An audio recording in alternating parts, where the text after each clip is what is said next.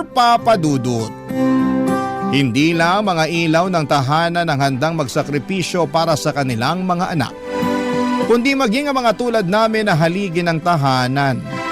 Kaya nga kahit mahirap mapalayo sa pamilya ay tinitiis ko ang lungkot, mabigyan lang na magandang kinabukasan ang aking anak na naiwan sa Pilipinas. Walang gabi bago ako matulog na hindi ko iniisip ang magiging buhay ng anak ko sa hinaharap. Sakaling wala akong ipong pera. Buti na lamang kahit papaano ay napapasaya ako ng programa ninyong Barangay Love Stories na madalas ko pong pinakikinggan online. Tapos isang araw ay naisip kong magpadala na lamang ng sulat sa inyong istasyon upang ibahagi ang aking kwento o Papa Dudut. Bago tayo pumunta doon, magpapakilala muna ako. Tawagin niyo na lamang ako sa pangalang J. Mark. 31 years old at isang OFW dito sa Taiwan. Bali factory worker ako rito at mag-iisang taon pa lamang ngayong 2025. Tubong Quezon City ako at nasa biyanang kong babae ang kaisa-isa kong anak. Mahirap na talaga ang pamilya namin noong araw. Hindi nga ako nakatungtong sa kolehiyo at hanggang high school lamang ang natapos ko. Sa kabila ng lahat, masipag ako at madiskarte sa buhay. Sa katunayan ay marami na akong negosyong pinasok pero lahat ay kulelat dahil nahihirapan akong palaguin ang puhunan ko. Siguro'y dahil wala akong sapat na kaalaman. Na-scam at inuutangan pero hindi binabayaran hanggang sa nakapasok at nagtrabaho na lamang ako bilang janitor. Papadudot bunso ako sa 6 na magkakapatid at lahat ng mga kuya at ate ko ay may sarili na pong pamilya. Pareho na ring patay ang mga magulang namin. Kaya mag-isa na lamang akong namumuhay na mga panahong nakilala ko si Katrina, ang nanay ng anak ko. Sa isang online dating app kami nagkakilala taong 2023.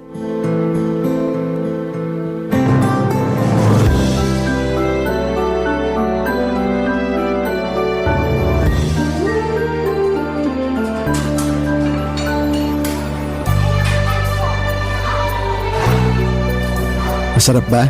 Sarap ng ano? Yung burger tsaka fries na sinasawsaw mo sa ice cream. Ay, oo naman! Favorite ko tong burger pero mas panalo tong fries na sinasawsaw sa ice cream. Ngayon ko lang nalaman na pwede pala tong gawing sawsawan. Sanay lang kasi ako sa ketchup eh. Kanya-kanyang trip lang naman yan. Madalas ginagawa ko rin yan pag naaalatan ako masyado sa fries nila. Kuya ko nga pala nagturo sa akin yan.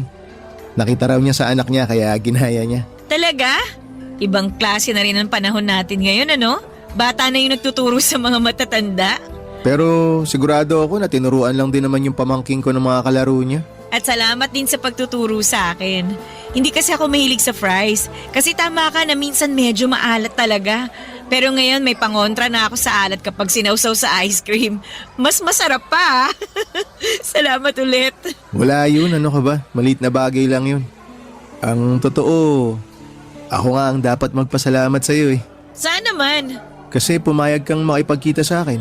Bakit naman hindi? Mabait ka naman, tsaka maayos kang kausap sa chat. Sabihin na natin ganun na okay akong kausap para sa'yo. Pero ano kasi, Kasi ano? baka lang na turn off ka nung sinabi ko yung trabaho ko sa'yo. Na janitor lang ako.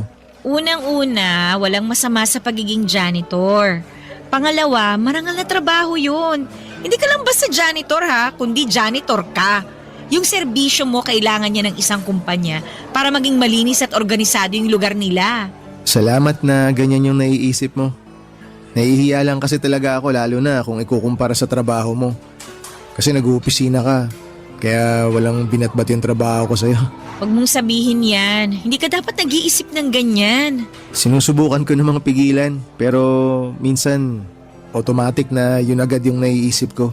Pero proud naman ako sa ginagawa ko. Kasi sabi mo nga, marangal yung trabaho ko. Tama ka. Sa akin ka makinig. Huwag sa kung sino-sino dyan na wala namang alam, kundi kumpara yung mga ginagawa nila. As if naman may nakikipagkumpetensya sa kanila, no? Niwala nga rin silang ambag sa buhay mo eh. Sa bagay, Maiba nga pala tayo. Ano yun? Kailan ka pala huling nagkaroon ng boyfriend? Parang 2 years ago pa yata yun.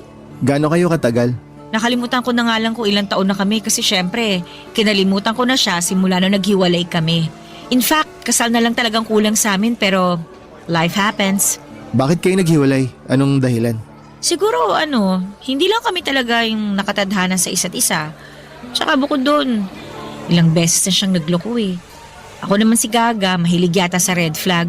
Imbis na hiwalayan ko na siya nung unang beses niya ako niloko, winagayway ko pa sa ere yung pagiging red flag niya. In short, binigyan ko pa siya ng hindi lang isa, kundi maraming tsansa para mas lokohin at saktan ako. Paano mo na-realize na ayaw mo na? Nung malaman ko na nabuntis niya yung best friend ko na paulit-ulit na dahilan ng pag-aaway namin. Nasabi ko na lang sa sarili ko na, girl, tama na. Maawa ka na sa sarili mo. Ayun, doon ko na siya hiniwalayan. Grabe rin pala yung ginawa niya sa'yo, no? Nakakatroma. Sinabi mo pa. Kaya nga pagkatapos nun, 2 taon din akong hindi nagpaligaw o nag-boyfriend. Wala na-trauma na sabi mo nga. Tsaka, in-enjoy ko muna yung pagiging single ko nun. Hanggang sa na-realize ko na gusto ko na ulit ma-in love. Kaya ka ba nasa dating app? Oo, tsaka kaya kita nakilala dun. Ikaw, bakit ka naman nasa dating app?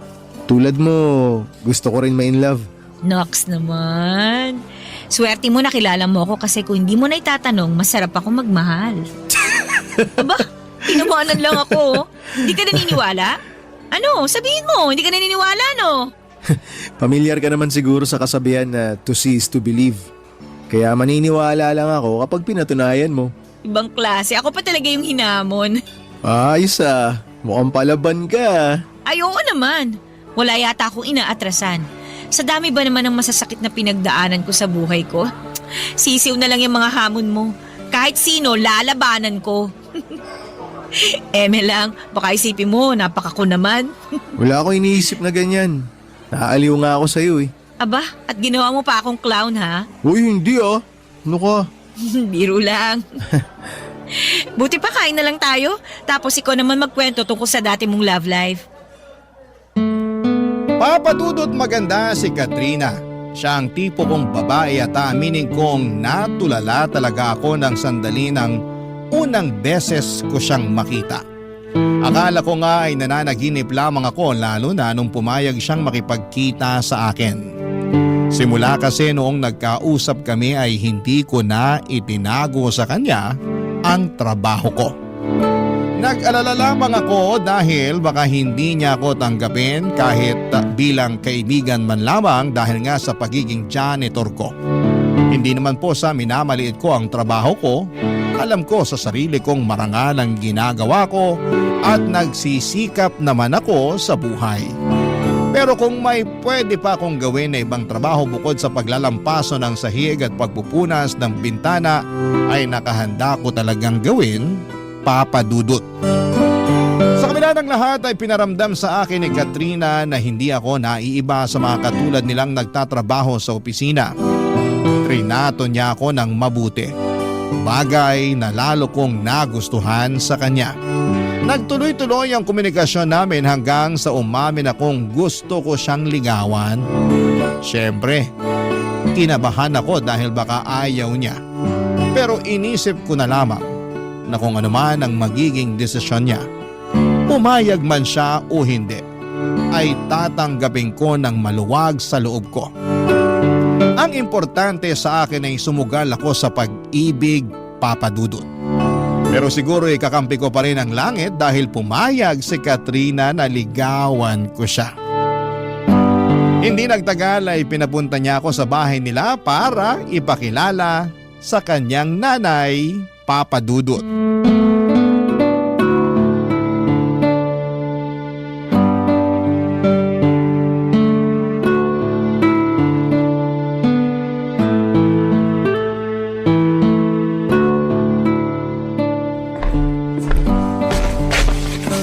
Oh, ito na ang special banana Q ko. Masarap yan. Mas masarap pa sa mga nabibili nyo dyan sa labas. Sige na, merienda muna kayo. Salamat po, Nay. Walang anuman.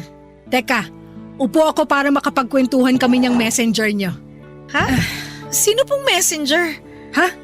Eh sino pa ba di yung kasama mo? Ako po? Ay oo, ikaw lang naman yung kasama ng anak ko rito sa bahay namin May iba pa ba? May iba pa ba na hindi ko nakikita? Wala na po. Yun naman pala Pero saan po galing yung messenger, Nay? Sa'yo! Sabi mo may paparating kang bisita. Yung messenger ng opisina nyo kamo, siya yun, di ba? Hindi na po natuloy yun. Tsaka hindi po messenger si J. Mark, Nay. Manliligaw ko po siya at pinapunta ko siya rito sa bahay para po makilala nyo. Ganun ba? Nako, sorry iho. Akala ko kasi ikaw yung messenger na kanina pa hinihintay ng anak ko. Ito naman kasing si Katrina hindi nagsabi na hindi na pala tuloy yung hinihintay niya. Napagkamalan ko pa tuloy itong manliligaw. Teka, tama ba yung narinig ko na sinabi mo? Na manliligaw ko po si J. Mark? Oo! Tama naman po. Pero bakit kayo sumisigaw, Nay? Nagulat lang kasi ako. Nagbago na ba ang taste mo sa lalaki? Po?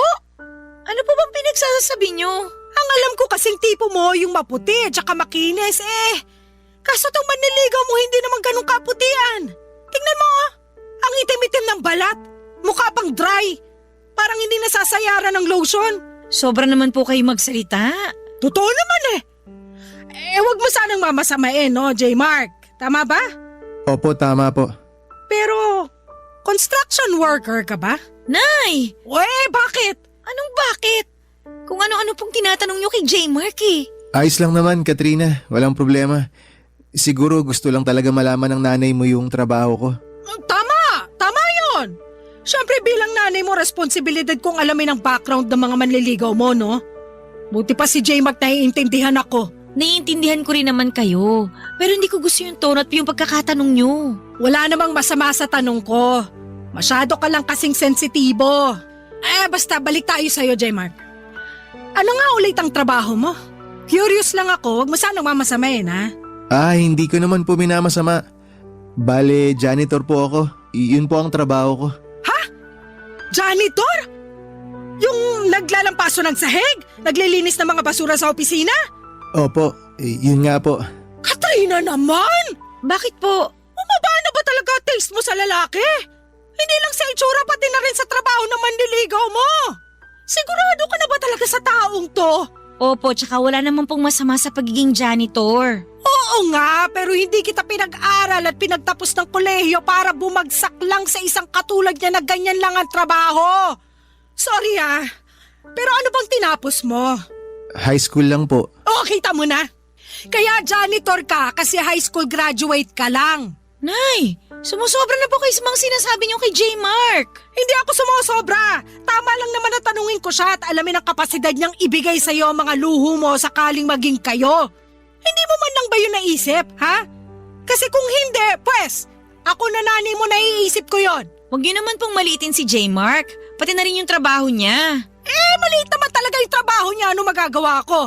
Marangal po ang pagiging janitor. Hindi po siya nagnanakaw para kumita. Marangal nga, pero mababa naman ang sweldo. Saka hindi kaya nakaka-proud pakinggan na janitor lang ang trabaho na magiging boyfriend mo. Maya ka naman, nak. Yung pinsan mo, engineer ang boyfriend. Yung isa mong pinsan, afam. Kaya ganda ng lahi, tapos ikaw? Naku talaga. Ewan ko sa'yo, santisima ka. Sumasakit ang bumbunan ko sa'yo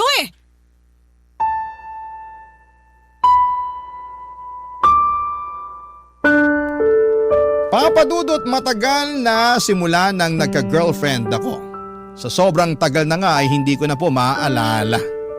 Nahihiya kasi akong makipag-date ng walang panggastos kaya hindi talaga ako pumapasok sa isang relasyon. Kaya nga inabala ko na lamang ang sarili ko sa pagtatrabaho habang nag-iipon.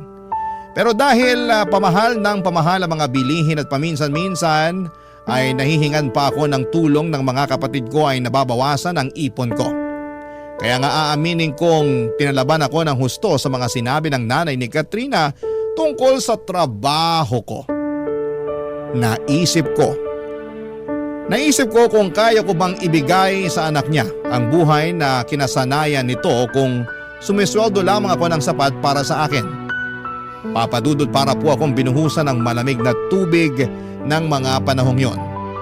Buti na lamang at nandun si Katrina para saluhin ako at ipagtanggol sa nanay niya. Matapos niyang mapansin ang pananahimik ko pagkatapos ng pag-uusap namin. Barangay Love Stories. Barangay Love Stories.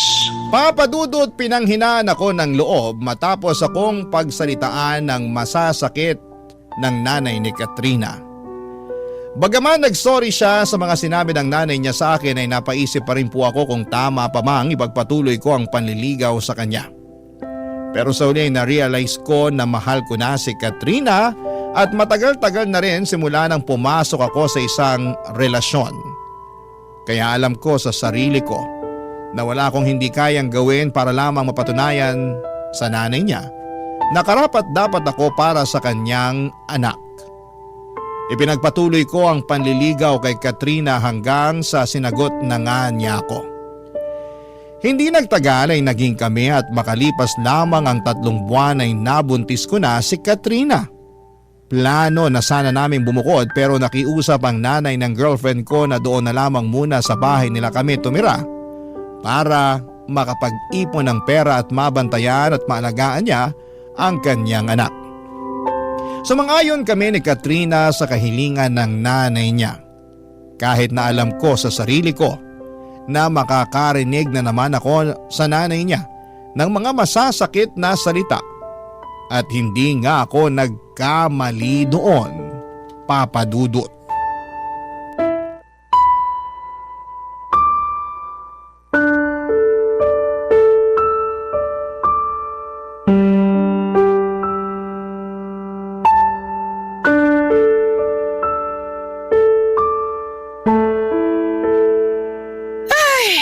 Buti pa ako na may-ari ng bahay marunong magwalis.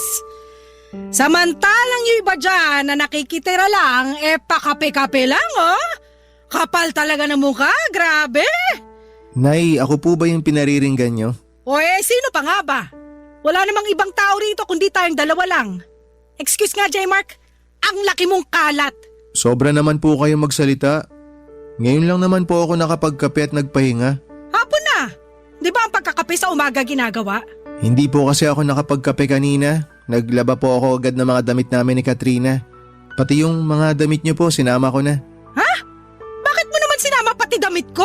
Para hindi na po kayo mahirapan sa paglalaban ay. Paano yung mga ano ko? Huwag po kayo mag-alala. Hindi ko po sinama sa mga nilabang ko yung mga ano nyo. Damit lang po talaga. Tsaka si Katrina po ang nagbukod ng mga labahan nyo. Sabi ko po sa kanya, isabay ko na para mabawasan yung mga gagawin ninyo. Nakwento po kasi sa akin ng anak nyo na madalas raw po nyong ireklamo yung balakang nyo na sumasakit pag matagal kayong nakaupo. Ganon talaga pag tumatanda pero sa susunod, huwag ka na nga magmamarunong pwede. Sinubukan ko lang pong makatulong. Hindi naman po ako nagmamarunong. Nagmamarunong ka eh. Kunwari ka pang concerned sa akin at sa balakang ko pero akala mo ba? Hindi ko alam na inuuto mo lang ako? Gusto mo makuha ang loob ko para maging mabait na ako sa'yo. Maniwala po kayo o hindi ko po kayo inuuto. Pero totoo po na gusto kong makuha ang loob nyo. Di lumabas din ng totoo dyan sa bibig mo. Ay, Nay, ang ibig ko pong sabihin, gusto ko po na magkasundo tayong dalawa. Lalo na po ngayon na magkakaroon na po kami ng anak ni Katrina. Tsaka parang hindi po maganda na may galit kayo sa akin. Nakatira po tayo sa iisang bubong. Yun na nga eh. Kung bakit kasi binuntis-buntis mo pa yung anak ko. Baka akala ko jojowain mo lang. May plano ka na palang buntisin. Pareho po namin ginusto ni Katrina na magka-baby na. Tsaka nasa tamang edad na rin naman po kami, Nay. Kahit na! Para sa akin lugi pa rin sa'yo yung anak ko at ngayon yung magiging apo ko naman. Dahil po ba janitor lang ako? Oo! Hindi mo naman ako masisisi kung makwestiyon ko kung ano na lang yung magiging hinaharap sa'yo ng anak at apo ko. Hindi nga ako sigurado kung kaya kang buhayin ng sweldo mo eh. Paano mo patutustusan na mag-ina mo, Aber? Meron naman po akong konting naitatabing pera. Hindi rin po ako gastador. Marunong po ako mag-ipon. Tsaka masipag po ako. Oo nga, kasi pati damit ko nilaban mo kahit hindi ko naman inuutos sa'yo. Siguraduhin mo lang na maayos sa pagkakalaba mo doon at hindi ko na uulitin pa dahil pag marumi pa yon, nako! Sisingilin kita sa tubig at sabon na ginamit mo. Sobra naman po kayo makapagsalita sa akin. Hindi yun sobra. Nagsasabi lang ako ng totoo. Matagal na pong biyasa tong mga kamay ko sa pagkukusot at pagpipiga. Bata pa lang po kasi ako na naglalaba sa amin. Kaya sinisiguro ko po sa inyo na maayos po yung pagkakalaba ko ng mga damit nyo. O hindi ko naman talaga tinatanong at wala akong pakialam. Nay, wag naman po kayong ganyan. Huwag mo nga akong artehan ng ganyan. Akala mo yata madadala mo ako sa kakaganyan mo. Oh, yung kape na tinimpla, tiniinom mo, malamang ako pa rin ang gumastos niyan, no? Ano, masarap ba? Masarap bang uminom ng kape na hindi mo binili? Masarap po. Sumasagot ka pa? Ay, talaga naman! Wag po kayong mag-alala. Pag sumweldo po ako na pong bahala sa pangkape natin. Pangkape lang? Paano naman yung bigas sa kaulam? Susubukan ko pong makapag-ambag para rin. Bakit hindi buong sweldo mo yung ipambili mo? Kahit po gustuin ko, yung kalahati po kasi ng sweldo ko nakalaan sa panganganak ni Katrina. Ay nako! Dami mo talagang palusot, ewan ko sa'yo! Maniwala po kayo, hindi po ako nagpapalusot. Gusto ko lang po talaga na maging handa kami para sa pagdating ng baby namin. Dapat lang naman talaga na maging handa kayo, no? Lalo na hindi ka mamayaman. Lalong dapat doblehin mo, hindi kaya triplehin mo yung pagsisikap sa pagtatrabaho. Kung kailangan mong gawing araw ang gabi at magtrabaho pa rin na magtrabaho, gawin mo! Wala kang karapatang magpahinga kasi wala kang pera!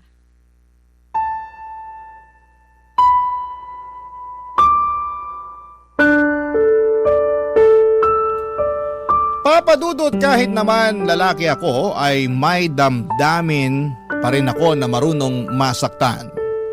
At yun ang eksaktong naramdaman ko matapos akong insultuhin at maliitin ang nanay ni Katrina.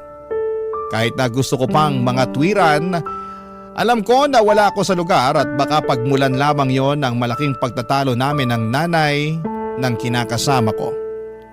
Sa kabila ng lahat, binigyan lamang ako ng dahilan ng nanay ni Katrina upang lalong magsumikap sa buhay. Yun bang tipong hindi lang makontento sa trabaho ko na nagsisimula ng alas 8 ng umaga at natatapos ng alas 5 ng hapon. Doon ako nag-isip-isip ng magkaroon ng extra income at inopen up ko yon kay Katrina, bagay na sinuportahan naman niya. Doon ko nga po naisip na magtinda ng pagkain katulad ng burger at hotdog sandwich sa tapat ng bahay namin tuwing araw ng Sabado at Linggo. Katulong ko rin doon si Katrina na siyang nagsilbing bonding na rin namin. Masaya naman ako dahil nadagdagan ng ipon namin para sa panganganak ni Katrina. At kahit na may inaasahan naman kami na makukuha niya na benepisyo, sa trabaho niya ay iba pa rin yung may pera kaming hawak na pwede naming mahugot sa oras ng pangangailangan.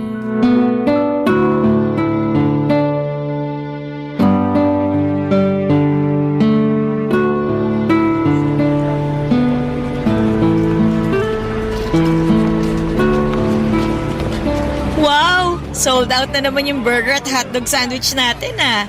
Maaga tayo makakapagsara nito. Oo nga eh. Dahil dyan pupunta ako sa palengke. Bibili ako ng mga rekado. Magluluto ako ng paborito mong ulam. Alin? Yung menudo? Oo, bakit? May iba ka pa bang gusto bukod sa menudo? Wala na eh. Gusto ko nung menudo mo kasi hindi masarap yung mga tinda dyan sa labasan. Kung hindi matabang, maalat. Tapos meron namang sobrang tamis. Ewan ko ba sa mga yan? Parang joke time yung pagluluto ng ulam na binibenta nila. Di ba pag nagbebenta ka, dapat sinasarapan mo? Mismo, pero sabi mo nga, ewan natin sa kanila. Pero maya-maya ka na umalis ha, maaga pa naman tsaka katatapos lang natin magtinda. Upo muna tayo rito tsaka magkwentuhan muna tayo. Gusto mo ng kape? Timpla kita? Wag na. Sabi kasi ng nanay mo, sa umaga raw dapat nagkakape. At nakinig ka naman kay nanay. Nagkakape pa rin naman ako sa hapon, hindi ko lang pinapakita. Kasi baka may masabi na naman siya. Tungkol sa bagay na yan, pagpasensyahan mo na si nanay ha. Menopause na kasi yun eh, kaya ganun ng tabas ng dila nun. Ewan ko ba naman sa nanay kung yun? Ayos lang sa akin yun. Nai-inspire nga ako pag pinagsasabihan niya ako ng ganun eh. Na-inspire ka na ano? Na magsikap ng gusto para sa pamilya natin. Oo, masakit yung iba niyang mga sinasabi pero naiisip ko lang na nanay pa rin siya eh. Siyempre gusto niya lang kung ano yung maganda para sa'yo. Tsaka pinangangaralan niya lang ako, yun ang tingin ko ah.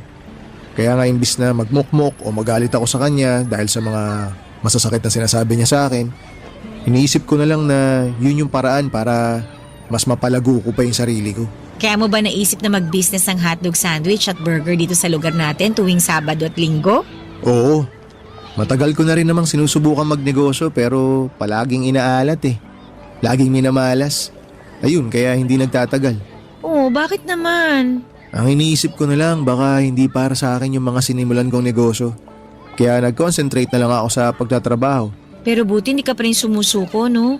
Sumuko saan? Sa pagninegosyo? Oo, naisipan mo pa rin na magtinda kahit na sabi mo nga minamalas ka. Siyempre, dapat subok lang tayo ng subok. Tsaka nasa isip ko, gusto ko kasi talagang magtagumpay. Lalo na tong negosyo na sinimulan natin. Malaki na yung pakinabang nito sa atin kung tutuusin. Extra income sabi nga ng nanay mo. Kung hihintayin ko lang kasi yung sweldo ko, kinsenas katapusan, hindi tayo makakaipon ng malaki-laki para sa paglabas ni baby, di ba? Naiintindihan ko naman na yun talaga yung gusto mong mangyari, yung makaipon ng malaki. Pero sana, huwag mo pa rin masyadong pagurin yung sarili mo. Na-appreciate ko naman lahat ng pagsasakripisyo mo para sa pamilya natin. Pero huwag ka namang gigil masyado. Baka kasi kumapano ka eh. Kawawa naman kami na magiging anak natin. Walang mangyayari sa akin. Malakas kaya ako. Alam ko naman yun, pero mabuti na rin yung nag-iingat. Tsaka dapat balanse lang ang lahat. Paano ba yung balanse? Ano, yun bang may oras ng trabaho, pero syempre may oras din ng pahinga. Nagpapahinga naman ako ah. Huwag kang mag-alala. Hindi ko lang mapigilan kasi na nakikita ko na halos gawin mo ng araw yung gabi. Ang sipag-sipag mo kaya, wala akong masabi kundi napakaswerte ko talaga sa'yo. Yun lang din naman kasi ang maipagmamalaki ko eh, yung kasipagan ko. Hindi rin. Marami kang mabubuting bagay at katangian na pwede mong ipagmalaki. Una na dyan yung trabaho mo kasi marangal yun. Tsaka wala kang tinatapakang tao. Tsaka hindi ka naman tatagal ng halos 5 taon doon sa pinapasukan mo kung hindi maayos ang serbisyo mo. Totoo rin naman yan. Hindi talaga nila ako madaling mapapalitan kung tutuusin kasi maayos naman ako magtrabaho. Kaya nga dapat mong ipagmalaki yun. Yung mga janitor kasi namin sa office, nako, sandali lang. As in, 1 o 2 buwan, ibang mukha na kagad yung makikita namin. Hindi raw kasi maayos magtrabaho. Tsaka madalas inirereklamo ng mga boss, kaya tinatanggal sila sa trabaho. Pero para sa akin, kahit ano pa yung trabaho mo, basta marangal yan. Dapat minamahal mo ng husto, lalo na sa hirap ng buhay ngayon. Tama. Yung trabaho mo kasi, yan ang sumusuporta at bumubuhay sa pamilya mo. Kaya dapat lang na mahalin at irespeto mo.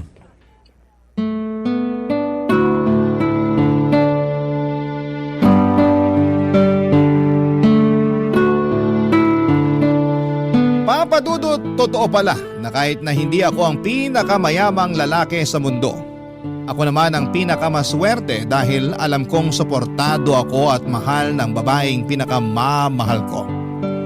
Iba sa pakiramdam. Ang sarap-sarap na tipong kahit nakakapagod ang maghapong trabaho ay mabilis na naiibsan yon ng mga mabubuting salita at papuri sa akin ni Katrina. Simula kasi pagkabata ay hindi ko naranasan sa mga magulang ko ang bagay na yon. Lagi kasi silang nanunumbat at nagagalit. Lalo na dahil sobrang hirap lang ng buhay namin noong araw. Kaya nga Papa Dudut, pinangako ko sa sarili ko na sakaling magkaroon ako ng mga anak ay hindi ko sasabihin ang lahat ng masasakit na salita na sinabi nila sa amin. Yun bang tipong sinisisi nila kami sa kasalanan daw namin kaya kami mahirap.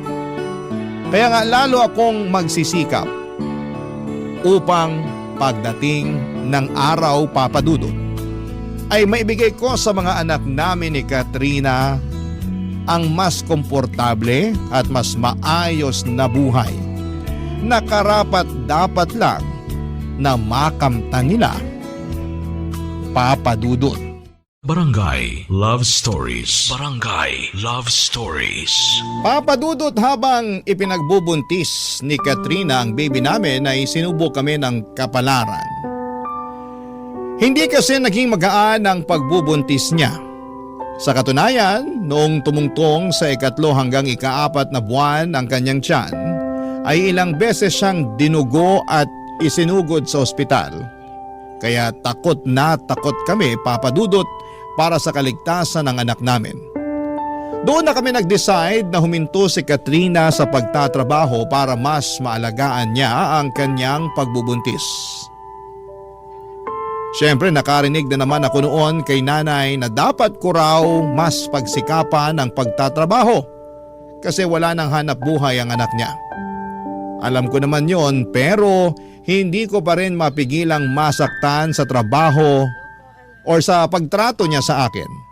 At ma-pressure lalo at mas nadagdagan ang gastusin namin, tapos ako na lang mga nagtatrabaho ng mga panahong yon. Pero imbes na panghinaan ng loob ay nagsumikap ako lalo sa buhay. Hindi nagtagal ay pinanganak ni Katrina ang aming anak na lalaki na malusog kahit na kulang pa ito sa buwan o premature papadudot.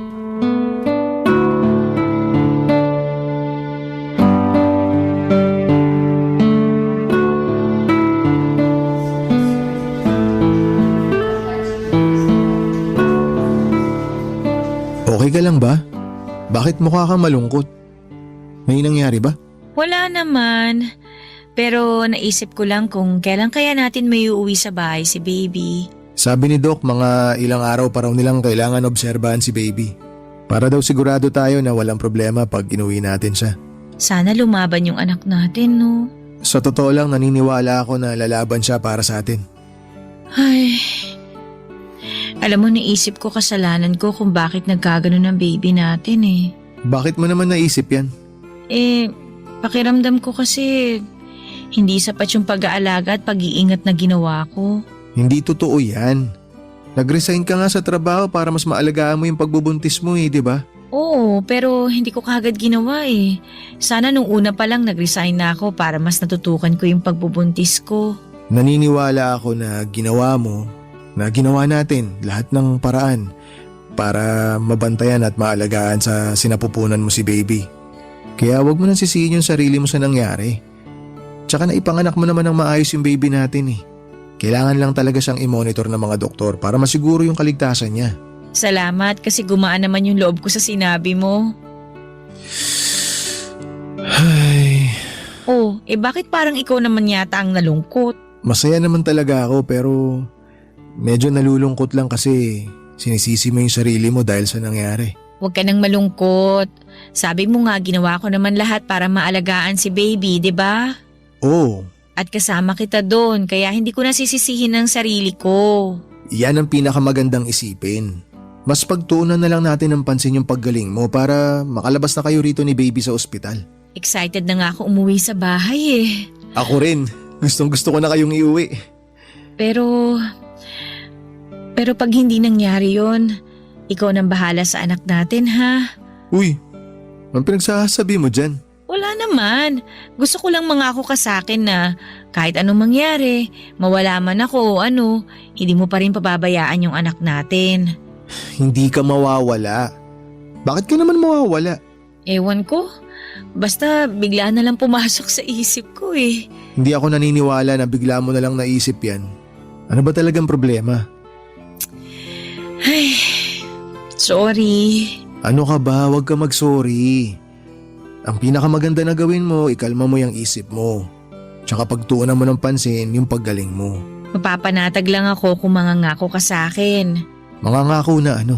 Naaalagaan mo yung anak natin kahit na anong mangyari. Siyempre kahit naman talaga anong mangyari, aalagaan ko yung baby natin eh.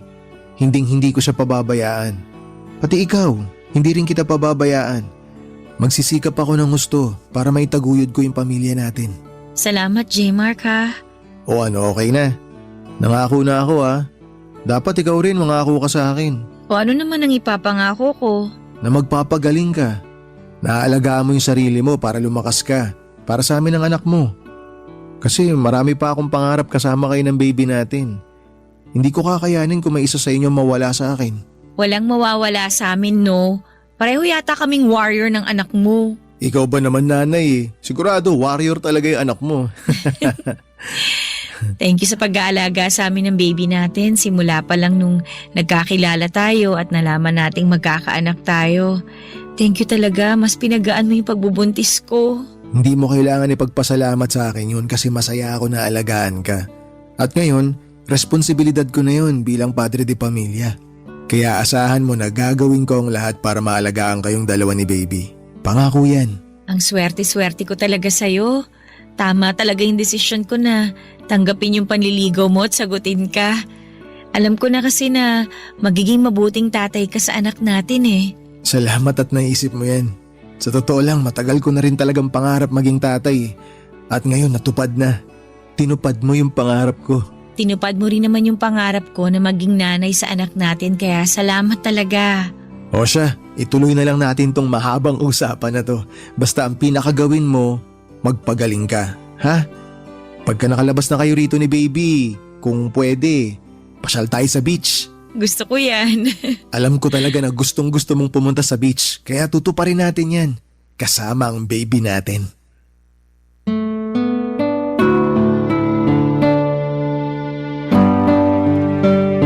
Papadudot, para sa akin ay walang kasalanan ang kinakasama ko sa nangyari sa anak namin.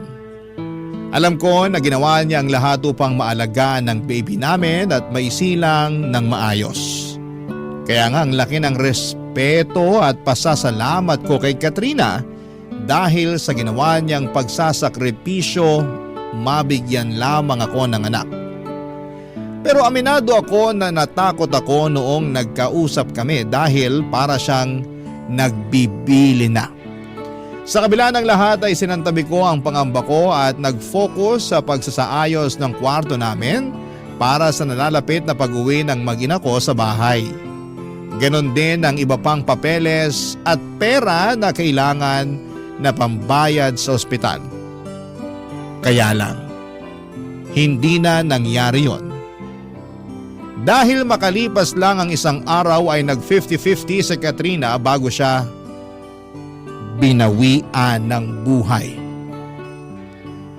Papadudot, nagkaroon pala ng komplikasyon ang panganganak niya. At hindi na yon naagapan pa. Papadudot, namatay ang kinakasama ko. Matapos maipanganak ang baby namin. Sobrang sakit, Papadudot. Para akong napilay ng mga panahong yon at pakiramdam ko ay pinagsakluban ako ng langit at lupa. Matapos iwanan na lamang ni Katrina ng basta-basta. Iyak ako ng iyak na para bang gusto ko na ring sumunod sa kanya, Papadudot. Hindi ko akalain na maglalaho ng ganong kabilis ang lahat ng mga pangarap namin. Ang sakit, lalo't plano ko na yayain siyang magpakasal kapag nakarecover na siya sa panganganak. Pero alam ko na hindi na yon mangyayari pa. Ilang araw, Papadudot, pagkatapos ng libing ni Katrina ay mas lalo akong nalugmok dahil sa matinding kalungkutan.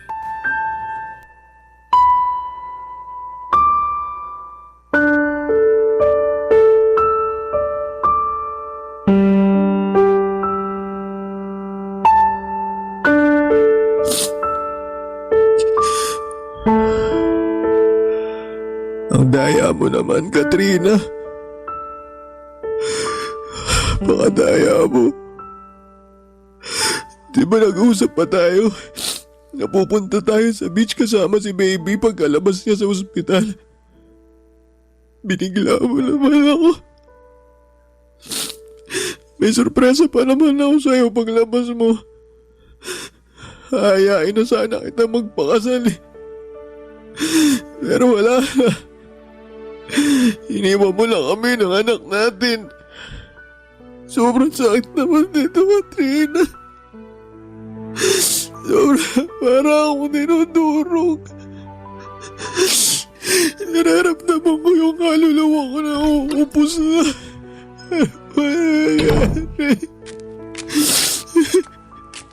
J-Mark, Nay, kayo pala. anong ginagawa mo rito sa labas? Malamok ko. Buti hindi ka pinapapak dyan. Okay lang naman po ako. Hindi ko po iniinda yung mga kagat ng lamok sa sobrang sakit po ng nararamdaman ko. Pwede ka magsabi sa akin. Makikinig ako. Hindi ko po alam kung paano mag-uumpisa eh.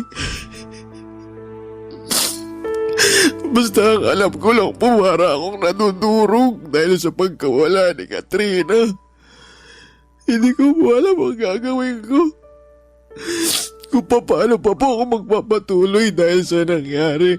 Wala namang madali pero hindi mo yung kailangan gawin mag-isa. Nandito ako. Kahit naman paano, anak na rin ang turing ko sa'yo. Salamat po, Nay. Tungkol doon sa mga hindi natin pagkakaunawaan, wala na sa akin yun. Simula nung namatay ang anak ko, pinagsisihan ko na lahat ng mga kasalanan ko sa'yo. Pati na rin yung mga masasakit na salita na paulit-ulit kong sinabi sa'yo nun. Pasensya ka na talaga ha. Kasi masyado ako naging sakit ng ulo mo. Hindi naman po kayo naging sakit ng ulo ko.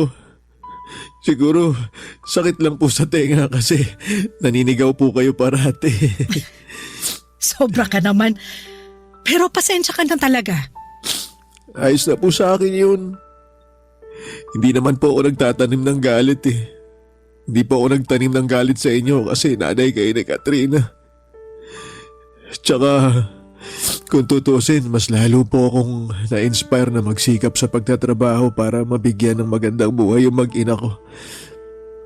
Na kahit ganito lang ako, hamak na janitor at tindero ng burger at hotdog sandwich, may pagmamalaki nila ako. Alam mo, lagi kang pinagmamalaki sa akin ni Katrina. Wala siyang ibang bukang bibig kundi, Nay, ang galing-galing ni Jmar kasi ganito, ganyan. Na napakasipag mo raw, kulang na lang gawin mong araw ang gabi. Madalas nga lang siyang nag-aalala sa'yo. Kasi parang hindi ka na raw marunong magpahinga. At totoo naman dahil nakikita ko sa'yo yung kasipagan. Kaya nga nahiya talaga ako nun sa sarili ko dahil kung ano-anong masasakit na salita ang sinabi ko sa'yo. Hindi lang pagkatao mo ang hinamak ko kundi pati na rin ang trabaho mo. Siguro kasi masyado lang akong nag-alala para sa anak ko. Kaya lang maling-mali pa rin na pinanghimasukan ko yung buhay niya dahil pareho na rin kayo na nasa tamang edad. Huwag niyo na pong isipin yun. Napatawad ko na po kayo tsaka marami rin naman po ako natutunan sa inyo. Salamat, Nak. Hayaan mo, babawi ako sa'yo, sa inyo ng anak mo. Hindi ko kayo pababayaan hanggang nabubuhay ako. Tsaka nangako rin ako kay Katrina. Naaalalayan ko kayo ng apo ko sa abot ng makakaya ko. Salamat po, Nay. Malaking bagay po sa akin na nandiyan kayo kasi aminado ko na. Wala po talaga akong alam sa pagiging tatay. Hindi nga po ako masyado marunong magpalit ng diaper ng baby namin. Mali-mali po ako sa pagtitimpla ng gatas. Tsaka marami pa po akong kinatatakutang gawin kasi baka masaktan ko po si baby. Kaya nga nandito ako. Ako na muna ang bahala sa apo ko habang nagtatrabaho ka. At kapag day off mo naman, edi tuturuan kita para merong ka ring alam. Sa ganung paraan man lang makabawi ako sa'yo. Maraming salamat po talaga kasi kahit wala na si Katrina, hindi niyo pa rin po kami pinabayaan ng anak namin. Oo naman. Pamilya tayo eh. Tsaka baka pag ginawa ko yun, gabaan ako ng langit sa pagiging masamang lola. Ayoko mapunta sa impyerno pag namatay ako. Ano ba kayo, Nay? Hindi pa kayo mamamatay. Huwag niyo pong sabihin yan. Siyempre hindi pa. Masamang damo yata ako. Nay, maraming salamat po ulit ha. Walang anuman. O siya, baka gusto mo nang pumasok kasi masyado ng maraming lamok dito. Kanina pa ako kinakagat eh. Ay, sige po. Pasok na po tayo. Baka biglang magising si baby tapos wala ako sa tabi niya. Yun nga rin ang naisip ko. Kaya tara na sa loob.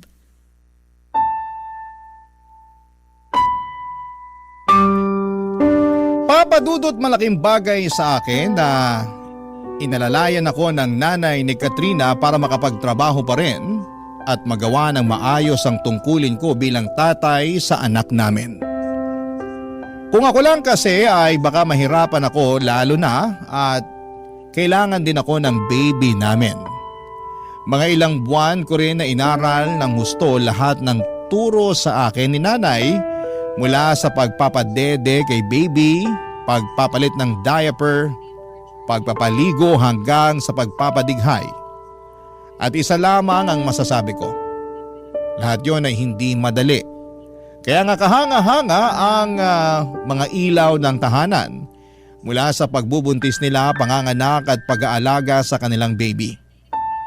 Papa Dudut, hindi nagtagal ay may kumatok na opportunity sa akin na magtrabaho abroad kaya sinunggabang ko na kaagad.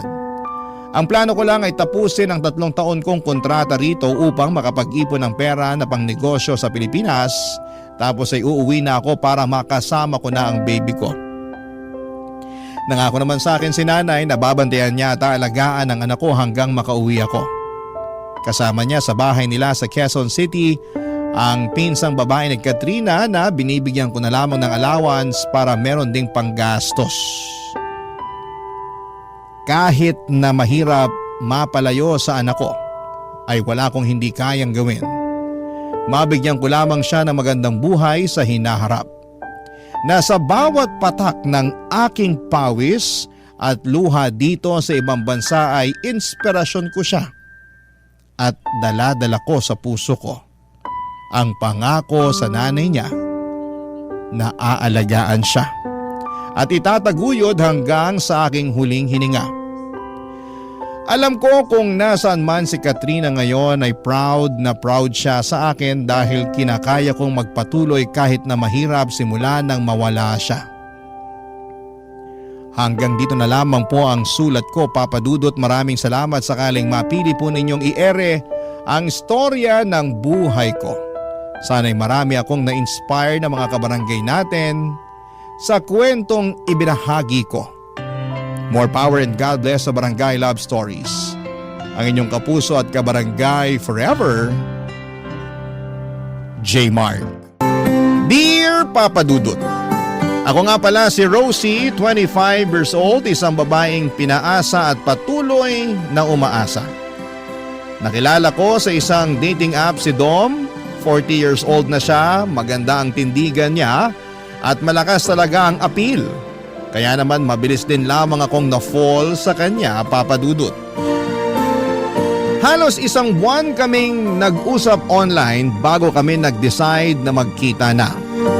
Pinaghandaan ko yon, Papa Dudut. Bumili ako ng magandang damit at sapatos. Napabili na rin ako ng mahahaling pabango. Nagpa-facial ako at nagpakulay pa ng buhok ko. Ganon ako ka-interesado kay Dom. Alam kong masyado pang maaga noon para malaman kung siya na talaga ang nakatakda para sa akin. Pero gusto ko siya na talaga, Papa Dudut.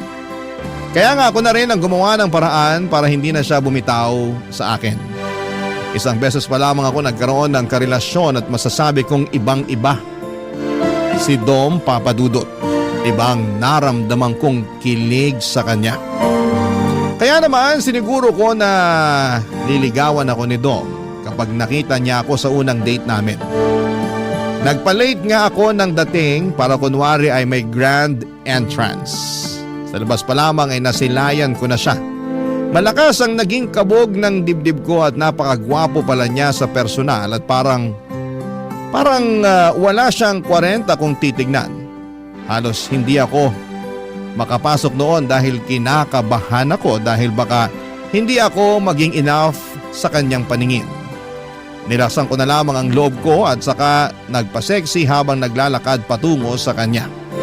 Hindi naman ako nabigo sa reaksyon na inaasahan ko, Papa Dudut. Alam kong nabighani ko siya sa pakending-kending na paglakad ko. Namula pa nga ng bahagya mga pisngi ko dahil nakatitig lamang siya sa akin at parabang gandang-ganda siya sa akin. Nang maupo na ako ay nginitian ko na siya, Papa Dudut. Halos hindi ako makatingin sa kanya ng diretsyo dahil nakatitig lamang siya sa akin. Alam kong liligawan na niya ako noon, ramdam na ramdam ko na, Papa Dudut.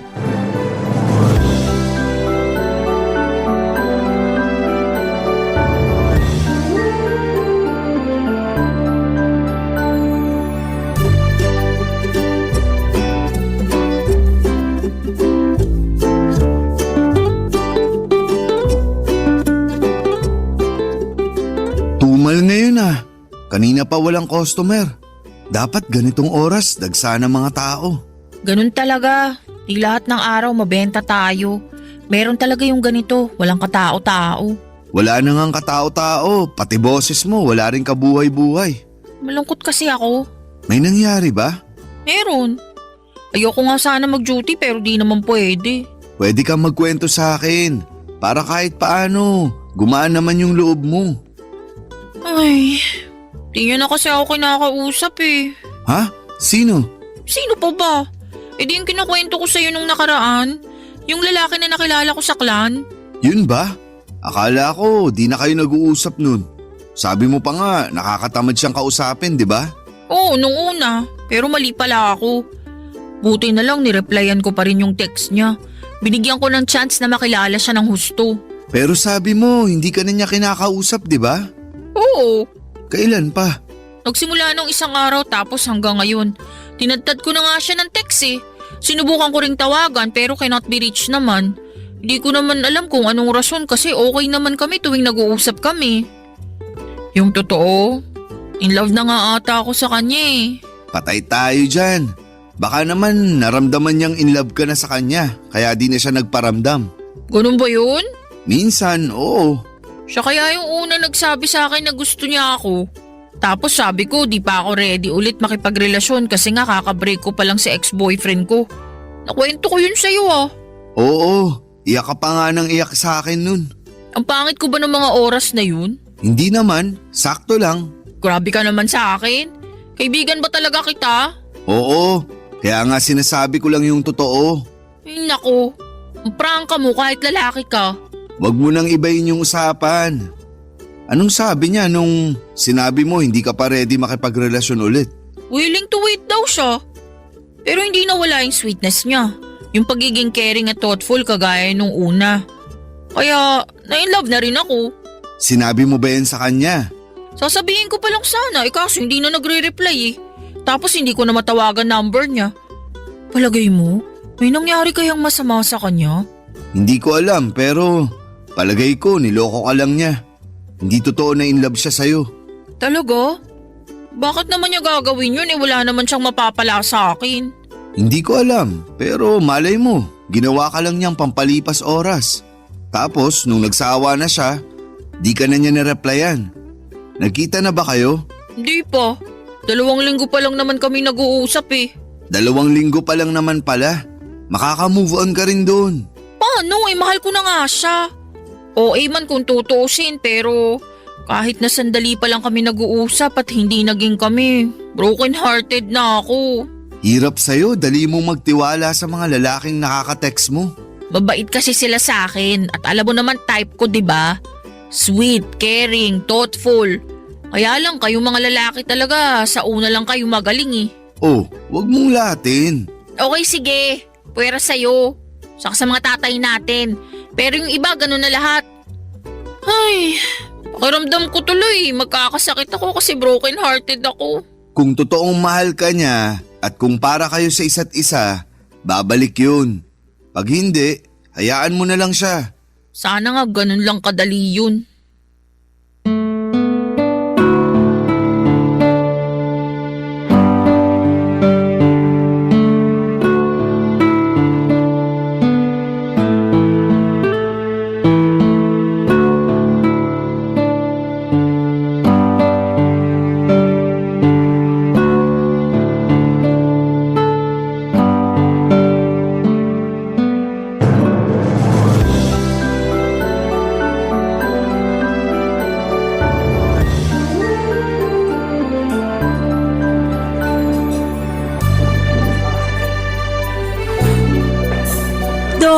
Pwede bang wag ka nang tumitig sa akin? Bakit naman? Kasi naman nakakailang. Paano nakakailang? Hindi ka ba sanay na tinititigan ka? Sanay naman. Pero nung ikaw na yung gumawa, Ayaw mo ba? hindi naman sa ayaw. Kaya lang ang init na ng pisngi ko eh. Ewan ko ba? Kakaiba kasi yung mga titig mo. Naintindihan na kita. Ganyan din kasi sinasabi ng ibang babae na dinedate ko noon. Sabi nila, nakakatunaw daw mga titig ko. Yan nga, eksakto. Kasi hindi ko naman mapigilan. Ang ganda mo pala talaga sa personal. Napaghandaan ko lang tong araw na to, kaya parang ang ganda ko bigla. Pero wag kang umasang palaging ganito ha. Kasi may mga araw na para akong sako ng kamote. Sobra ka naman sa sako ng kamote. Oo nga. Sa mga susunod na date natin, makikita mo. Kahit siguro magbuka ka pang kamoting durog, tititig pa rin ako sa'yo. Mas nakakailang pa pala yung mga banat mo kaysa sa mga titig mo eh. Paano na lang pag pinagsabay ko pa, hindi ba? Wala na. Lusaw na ang kamote ko. Kamote mo? Ang ibig kong sabihin, kamote ako. Ay, hindi, mali. Ang ibig kong sabihin talaga, Ang cute mo pala pag kinakabahan ka. ikaw kasi eh. Ngayon lang ako nagkaganito. Ang swerte ka naman pala. Sana palagi kang ganyan pag nakatitig na ako sa'yo. Sa susunod na mga date natin, masasanay na rin ako sa mga titig mo. Hindi na yan epekto. Aba, mukhang gusto mo pang makipag-date sa akin sa susunod ah. Bakit naman hindi? Ngayon pa na pinainit mo na ang kamote ko sa mga titig mo? Komportable ka na rin magbiro tungkol sa kamote mo. Bakit ba puro kamote ang usapan? Ano bang gusto mong pag-usapan? Gusto kong pag-usapan ko ng relationship status mo. Madali lang yan. Single na single ako. Ako rin. Parehas tayo. Meron ka pa bang ibang gustong malaman sa akin bago tayo umorder? Dali na habang hindi pa ako gutom. Kailan mo naman ako liligawan? Ang bilis mo naman tanungin yan ha. Mukhang matagal mo nang pinagplano na itanong sa akin yan no. Hindi naman. Kaya lang gusto ko lang malaman syempre para alam ko kung saan ako lulugar. Lumugar ka lang dyan sa harapan ko para matitigan pa kita. Hindi pa ako sawa sa ganda mo eh. Uy, umiiwas sa tanong ko. Alam mo, mabuti pa umorder na tayo. Bigla akong ginutom sa kagandahan mo. Sige, order na tayo. Pero kapag busog ka na, sasagot ka na ha. Tignan natin kung mabubusog ako ng pagkain dito. Kapag hindi, sa susunod ka na bumawi ng tanong. Okay, hindi naman ako nagmamadali. Willing to wait ako palagi sa pagkain at sa'yo na rin.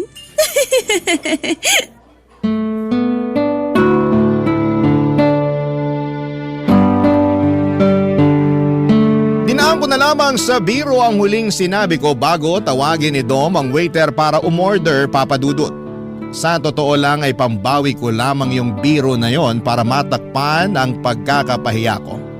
Halata namang umiiwas si Dom sa tanong ko tungkol sa panliligaw. Alam ko namang makakakuha ko ng positibong sagot sa kanya dahil nakita ko naman na interesado siya sa akin. Kaya ang confident ko lang din na magtanong kung kailan niya ako liligawan, kaso mali pala yon. Dapat pala ay hindi ko muna binitawan ang mapangahas na katanungan na yon. Nagkunwari na lang ako na okay ako at nakipagkwentuhan na lamang sa kanya sa ibang bagay. Ako na rin mismo ang naglihi sa usapang ligawan dahil masaya ang date na yon pero alam kong may kulang. Panay ang tanong ko kung may balak pa ba akong ligawan ni Dom. Yun na bang huling date namin?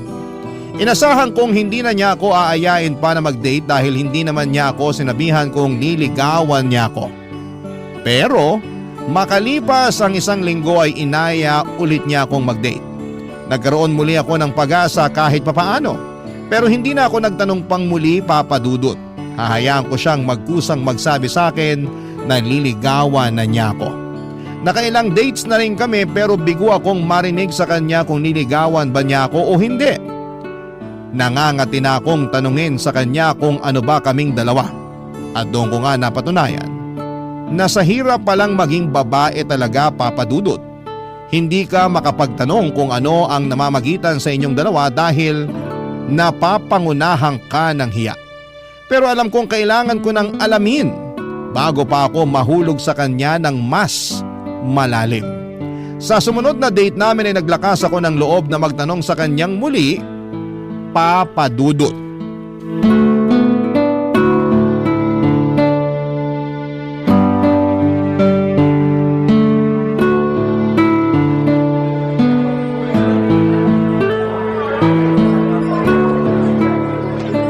Ayos dito sa napili mong coffee shop ah. Hindi masyadong maraming tao. Para magkarinigan tayo ng maayos. Sa mga napuntahan kasi natin dati, ang ingay masyado. Sumakit lang lalamunan ko kakasigaw para lang magkarinigan tayo. Pasensya na. Mahina akong pumili ng lugar kapag nakikipag-date. Hayaan mo, sa susunod na date natin, ako na talaga ang mamimili. Tinawanan lang talaga ako. Order na tayo ng kape? Parang kailangan ko ng mga simsikmura ako. Teka, bago tayo magpaasim ng sikmura, may gusto lang sana akong itanong. Ano yun? Ang tagal ko na kasing gustong itanong to sa'yo, kaya lang nauuna lagi yung hiya ko. Uutang ka ba? Hindi Mukha na ba talaga akong gipit sa paningin mo? Biro lang. Ang seryoso mo kasi. Seryoso nga kasi itong sasabihin ko. Ngayon pa lang parang gusto ko ng mga sim sa kaba ng sikmura ako. Dom, seryoso nga. Ano na bang nangyayari sa atin? Ay, hindi kita maintindihan. Panay ang labas natin. Pero hindi klaro sa akin kung saan ang punta nito. Anong sinasabi mo? Talaga bang wala kang alam sa mga sinasabi ko? Linawin mo kasi. May pag-asa bang maging tayo? Liligawan mo na ba ako? Kailan? Uy, ang dami mo naman tanong. Di ba dapat isa lang? Sige. Tayo na ba? Hindi pa naman kita nililigawan. Paano magiging tayo, hindi ba? Kaya nga ang susunod na tanong, kailan mo ako liligawan? Uy, dapat isang tanong lang. Huwag ka madaya. Huwag na sana tayong maglokohan, Dom. Sabihin mo na lang sa akin kung liligawan mo ako o hindi para alam ko kung saan ako lulugar. Gusto mo talaga malaman yung totoo? Oo naman. Yun lang naman ang kailangan ko eh. Meron akong balak ligawan na ibang babae. Bakit pala niyaya mo pa ako makipag-date? Masama ba? Single ka. Single ako. Wala namang sinasabi sa batas na bawal yun. Pero kung may balak ka ng ligawan na iba, di wag na tayong mag-date kasi wala rin naman pala tong patutunguhan. Sana kasi hindi ka na lang nagtanong eh. At kasalanan ko pa kung gusto ko maging klaro ang lahat sa atin? Sorry Rosie. Iba talaga ang gusto kong ligawan. Pero nai-enjoy ko naman na kasama ka. Nai-enjoy mo nga akong kasama, pero iba naman ang gusto mong makasama. Lugi! Rosie naman. Gets ko na. Huwag ka na magpaliwanag. So ito na ang huli nating date. Ganon. Siguro. Hindi siguro. Siguradong oo. Ikaw bahala. Ikaw naman nagdesisyon yan. Parang ako pa ang mali rito Ikaw na nga to nagpaasa sa akin tapos parang ikaw pa tong lugi? Hindi kita pinaasa. Hindi ako makapaniwala sa mga sinabi ni Dom, Papa Dudut. Gusto pa niya akong baliktarin. Nainis ako at hindi na sumagot sa huling sinabi niya. Hindi raw niya ako pinapaasa? Ganon ba siya kasama? Matapos ang ilang gabi naming paglalandian, ilang buwan din niya akong hinarot at ilang gabi rin akong napuyat para mabenta ko ang sarili ko sa kanya para maligawan na niya ako sa wakas. Tapos sa bandang huli, Papa Dudut, noong gusto ko nang iklaro ang lahat ay bigla niyang sasabihin sa akin na hindi niya ako pinaasa at meron daw siyang ibang balak na ligawan. Hindi na ako nakatiis, umalis na ako kaagad sa coffee shop na yon at hinabol niya ako hanggang sa labas. Kinumbinsi niya ako na ituloy natin ang pagkakape dahil sayang naman daw ang pinuntan namin doon. Kaya lang ay nawala na ako ng gana. Agad kong pinara ang taxi na dumaan at walang kimong iniwan siya. Papa Dudut, nahirapan akong mag-move on kay Dom. Hindi ko siya blinak sa social media kahit ang kanyang cellphone number. Alam kong merong parte pa rin sa puso ko na gusto kong marinig sa kanya na ako ang pipiliin niyang ligawan. Pero matapos nga ang pag-uusap naming dalawa ay hindi na siya muling nagparamdam pa sa akin. Doon ako mas lalong nasaktan dahil alam kong hindi niya ako gusto talaga, Papa Dudut. Sa pagdaan ng mga araw ay sinikap kong makalimot sa kanya at ang hirap pala talagang mag-move on kahit na wala kayong nasimulan. Kasi lagi kang aasa sa closure kung saan ka ba nagkulang. Kung bakit hindi kanya nagawang piliin kahit na harap-harapan ka namang nagpakita sa kanya ng interes. Ano pa bang kulang sa akin? Yon ang naging madalas na tanong ko sa sarili ko habang hindi pa kaya ng puso ko. Nakalimutan siya matapos niyang magpaasa sa akin. Barangay Love Stories. Barangay Love Stories. Mahirap man, Papa Dudut, pero tiniis kong hindi magparamdam kay Dom. Kahit miss ko na siya. Alam kong marupok ako sa kanya malaking tulong na nga rin na hindi na siya tuluyang nagparamdam sa akin para mabilis ako makaiwas na maging marupok. Sa pagdaan pa ng mga araw ay may mga sumubok na manligaw sa akin. Hinayaan ko naman sila na patunayan ang mga sarili nila. Pero parang may kulang, Papa Dudut. Parang hindi naman ako masaya sa piling nila. Tuwing nakakasama ko ang mga ibang manliligaw ko ay parang lagi ko lang na ikukumpara na mas masaya noong kasama ko si Dom at kami ang nagde-date. Kaya wala ring napuntahan ang mga panliligaw nila sa akin at binasad ko na lamang sila kesa mapaasa ko lang sa wala. Talagang si Dom ang gusto ko pa rin. Pero klaro na sa akin na hindi niya ako gusto. Hanggang isang araw, nagulat na lamang ako nang biglang tumawag si Dom sa akin. Hindi ko sinagot dahil naunahan ako ng kaba na humalo pa sa kilig. Ibang panginginig ko noon at hindi ko alam kung sasagutin ko ba o hindi. Pero mas nangibabaw ang kagustuhan kong muling marinig ang boses niya.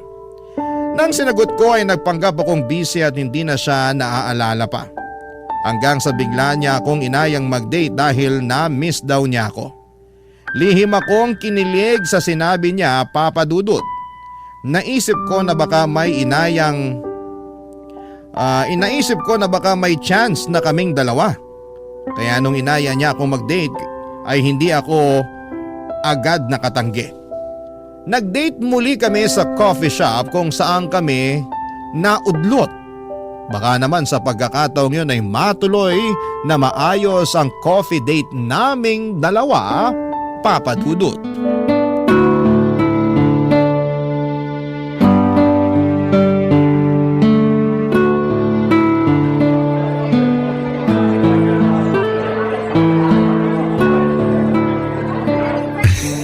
Anong nakakatawa? Parang kailan lang nandito tayo sa coffee shop na to, nagtatalo. Kasalanan mo kasi.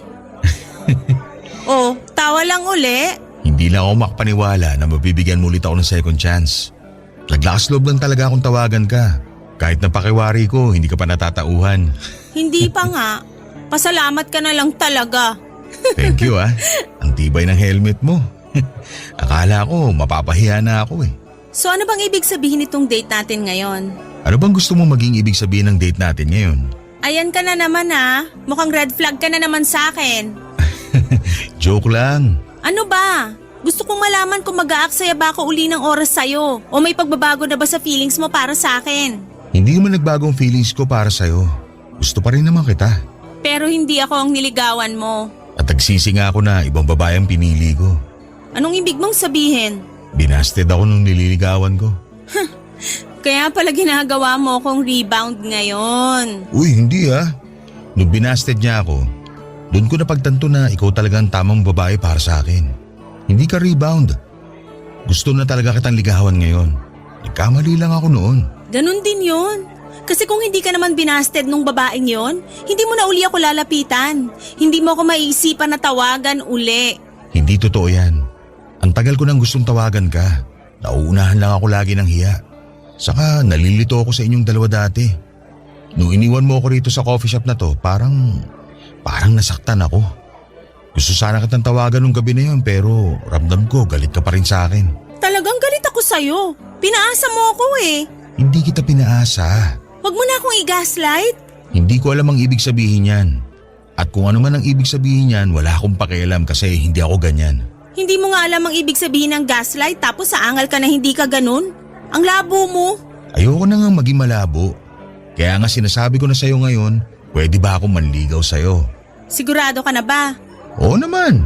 Baka isang araw bigla mong ibabalita sa akin na liligawan mo na uli yung babaeng yon. Hindi na mangyayari yon.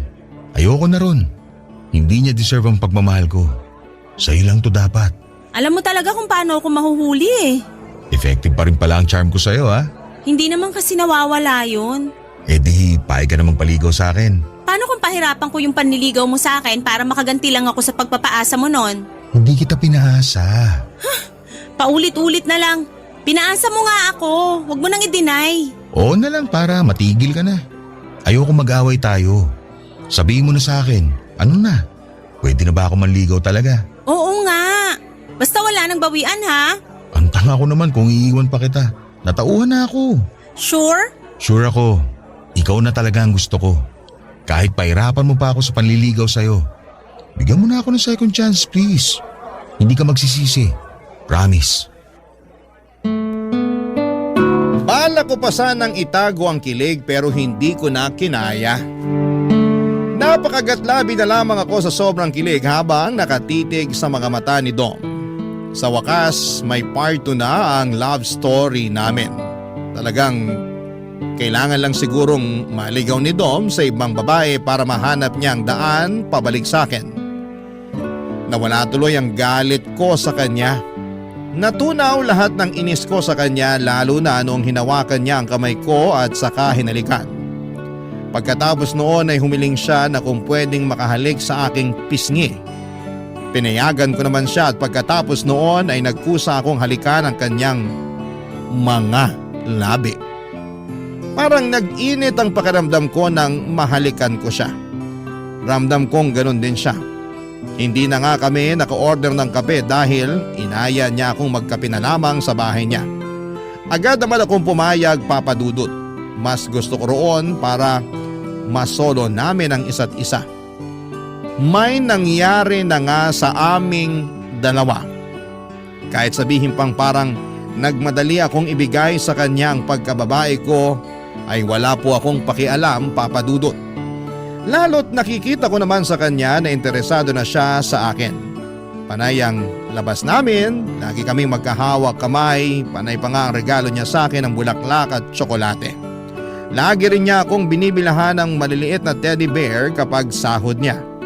Ramdam na ramdam ko talaga na seryoso na siya sa akin. At hindi ako nagsisisi na binigyan ko siya ng second chance para matuloy ang naudlot naming pagtitinginan. Hanggang isang araw, bigla na lang siyang nagka-cancel ng mga date namin. Nalimitahan na rin ang pag-uusap namin at parang lagi siyang nagmamadali, Papa Dudut. Hindi na rin niya ako binibigyan kahit ng isang peraso ng tsokolate kahit sahod niya. Isang araw, nilahad niya sa akin ang dahilan sa parehong coffee shop kung saan kami madalas na magligawan, Papa Dudut.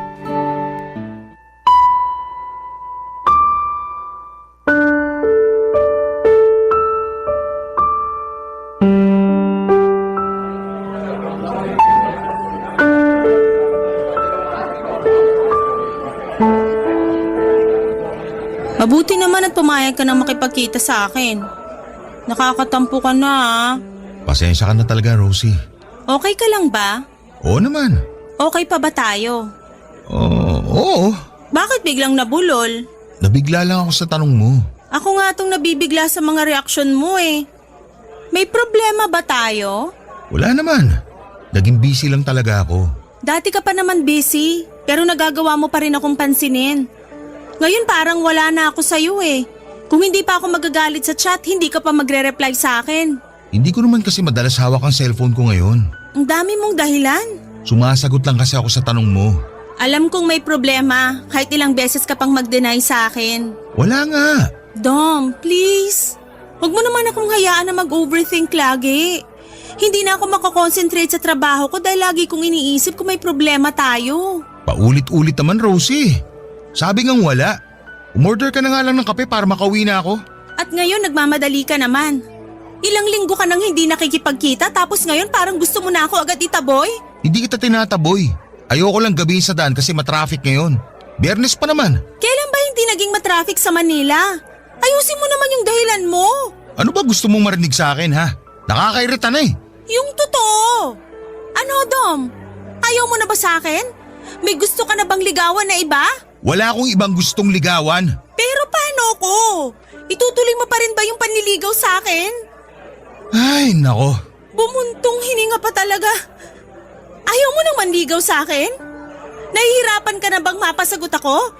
Kasi kung naiinip ka na, pwede na kitang sagutin ngayon. Hindi mo kailangan gawin.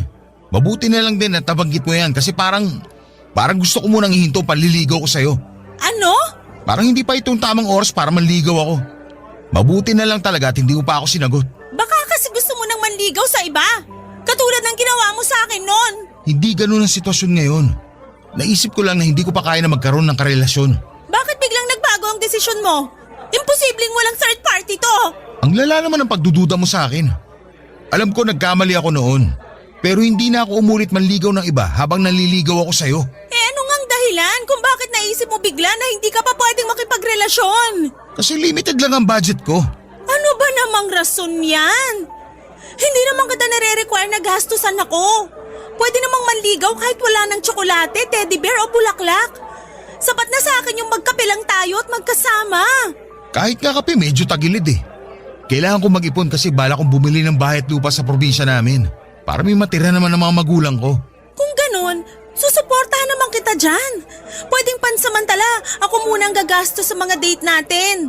Wala kang ilalabas kahit ano. Kahit sa bahay mo lang tayo mag-date palagi para hindi ka na mamasahe palabas. Ako nang bahala.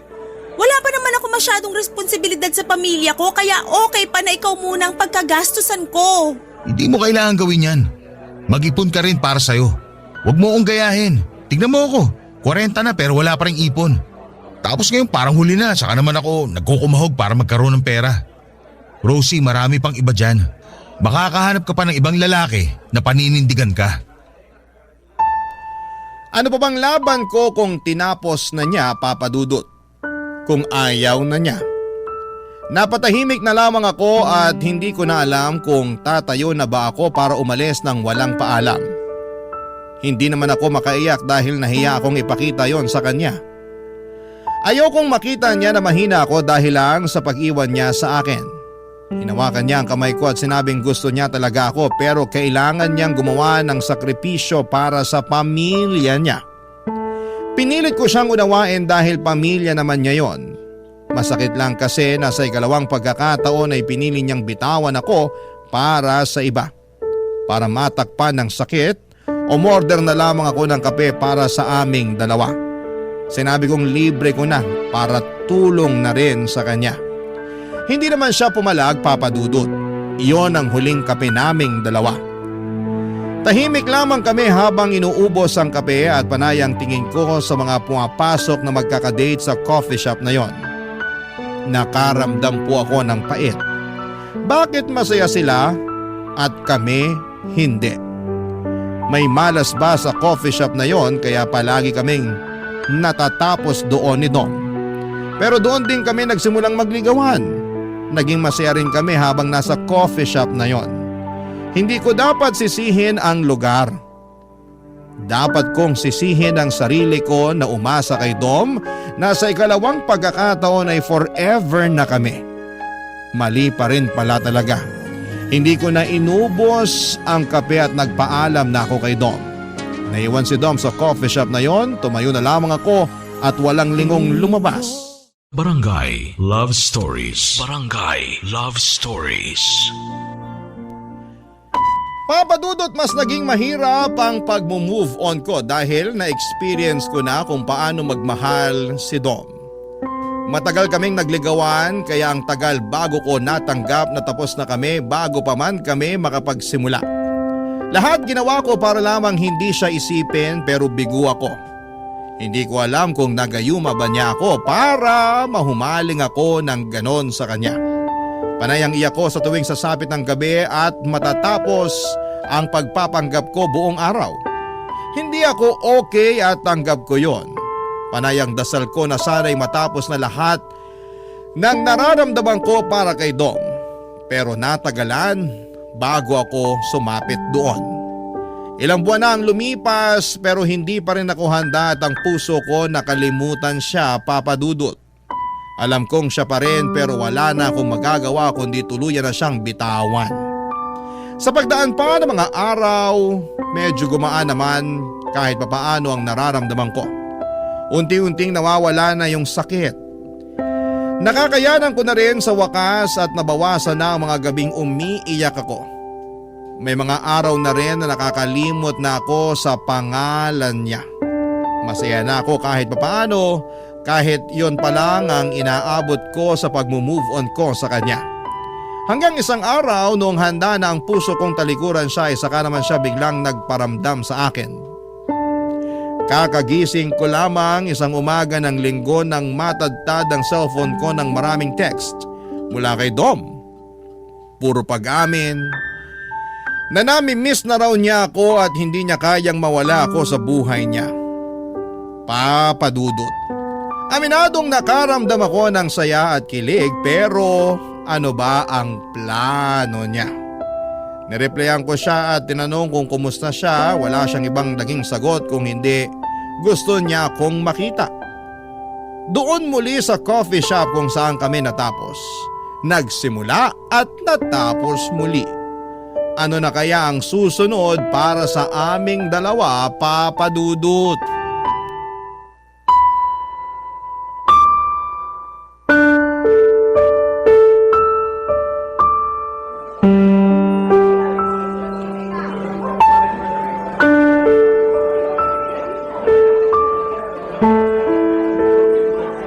Diretsahan na.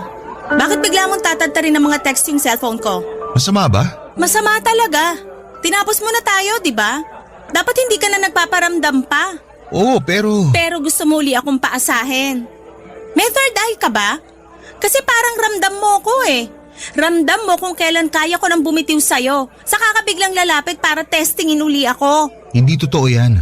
Namiss lang talaga kita. Sinungaling. Totoo yun. Kung alam mo lang kung gaano kahirap sa akin na masanay na wala ka na ulit sa akin. Ang hirap. Huwag mo nga akong daanin sa drama. Kung nadaan mo ako sa ganyan dati, ibahin mo ngayon kasi kaya ko na. Kaya ko nang bitawan ka. Kung totoo yan, bakit nandito ka ngayon? Bakit parang nakakapit ka pa rin sa ating dalawa? Kasi, curious ako. Curious o gusto mo pa rin ako? Curious. Yun lang talaga. Hindi ako naniniwala. Kita ko sa mga mata mo na namiss mo rin ako. At masaya kang nakita ako ngayon. Ang kapal din naman ang mukha mo. Kinakapalan ko na talaga ang mukha ko para lang maamin sa'yo ang totoo. Namiss kita, Rosie. Ang hirap pala na wala ka sa buhay ko. At bakit ngayon lang yan? Ilang buwan mo akong hinayaan? Kasi alam mo naman may kailangan ako isakripisyo, hindi ba?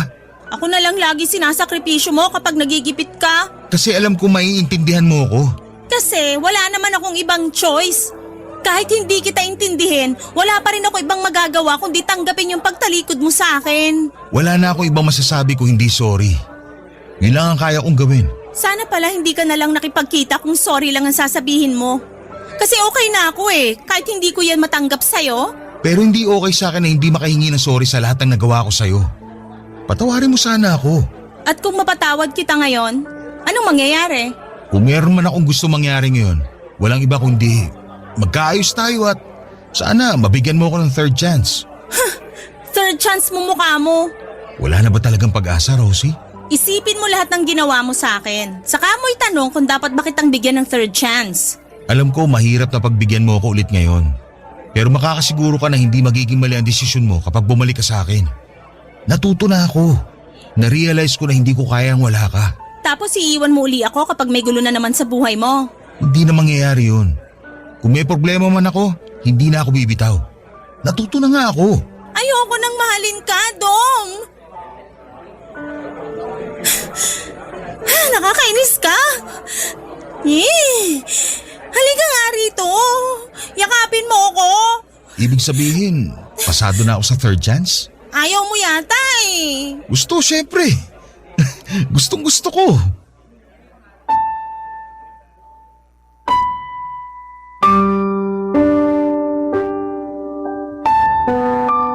Napaiyak na lamang ako nang lapitan ako ni Dom para iyakapin. Nagpalakpakan ang mga tao sa paligid namin at akala ata nila ay nagpropose si Dom sa akin. Hindi naman namin sila kinorek dahil masyado kaming masaya noon, Papa Dudut. Yung manager nga sa coffee shop ay nag-offer ng libreng 2 tol Amerikano para sa aming dalawa. Masaya daw sila na doon namin piniling i-celebrate ang panibagong milestone sa buhay namin. Kahit papaano ay gumaan ang pakiramdam ko at naisip kong tama lang na bumalik ako kay Dom. Parang sign yun ng Diyos na nasa tamang tao ako dahil lahat ng tao sa paligid namin ay masaya para sa amin. In-enjoy namin ang libreng kape at nang maubos namin yon ay inaya niya akong pumunta na sa bahay niya para maglambingan. Muli na namang may nangyari sa amin, Papa Dudut. Namiss namin ang isa't isa at ramdam ko yon sa bawat hawak sa akin ni Dom. Dinoble ni Dom ang pagbawi niya sa mga pagkukulang nito sa akin. Naramdaman ko na parang muling may nagbabago na sa kanya. Kahit may mga problema siyang pinagdaraanan ay sinisigurado niyang hindi na niya ako basta-bastang bibitawan. Talagang nagbago na siya. Minahal ko na siya at hindi ko na pinatagal pa ang panliligaw niya. Sinagot ko na siya at naging opisyal na kaming dalawa at naging okay na ang mga sumunod na buwan sa aming dalawa. Plano na nga niyang pakasalan ako sa susunod na taon, Papa Dudut, basta makaipon. Mahal na mahal ko na talaga siya at ginawa ko ang lahat para lamang manghinayang siyang iwanan ako kung sakali man. Wala na akong ibang lalaking gustong makasama kundi siya lamang, Papa Dudut. Ilang beses akong nagdarasal sa buong araw para lamang magpasalamat dahil binalik niya sa akin si Dom. At nang sumapit nga ang 3rd month rin namin, inaya ko siyang mag-date muli sa coffee shop na paborito namin, kung saan nagsimula ang lahat, Papa Dudut.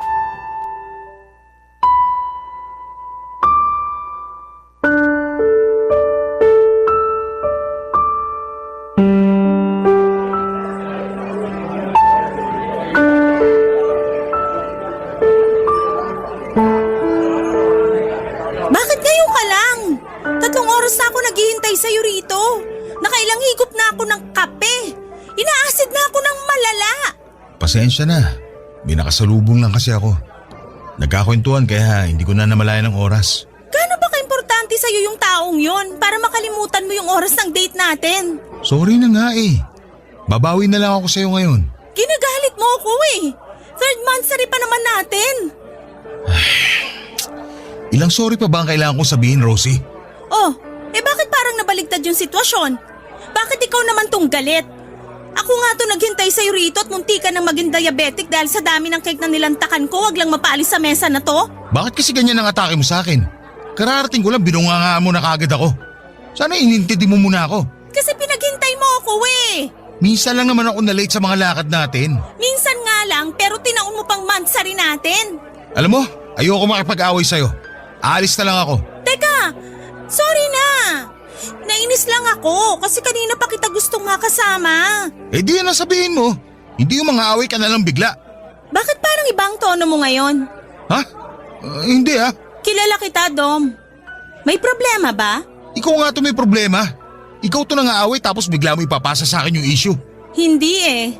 Alam ko na yung galawan mo eh. Anong meron? Sige, maging tamang hinala ka na naman. Alam mo, mabuti pa. Maghiwalay na lang tayo. Dom? Sino ang nakamit mo kanina? Bakit? Ayokong maging tamang hinala. Pero hindi ka naman kasi ganyan dati. Mahaba ang pasensya mo sa toyo ko. At hindi ka basta-basta nakikipaghiwalay maliban ngayon. Dom, umamin ka. Anong nangyari kanina habang wala ka rito? Wala nga.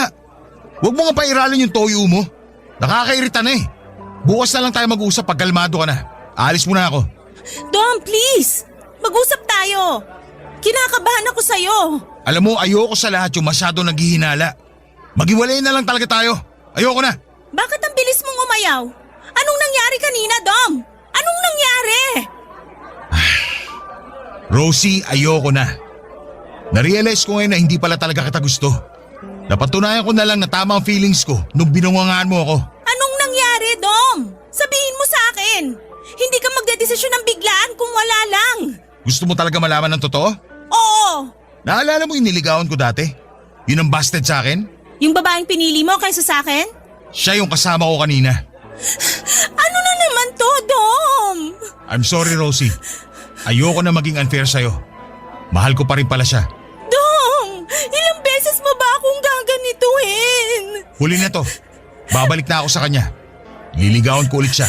At kapag binasted ka na naman niya? Hindi niya na ako binasted, Rosie. Sabi niya pwede ko na siyang ligawan. Kasi type na rin daw niya ako.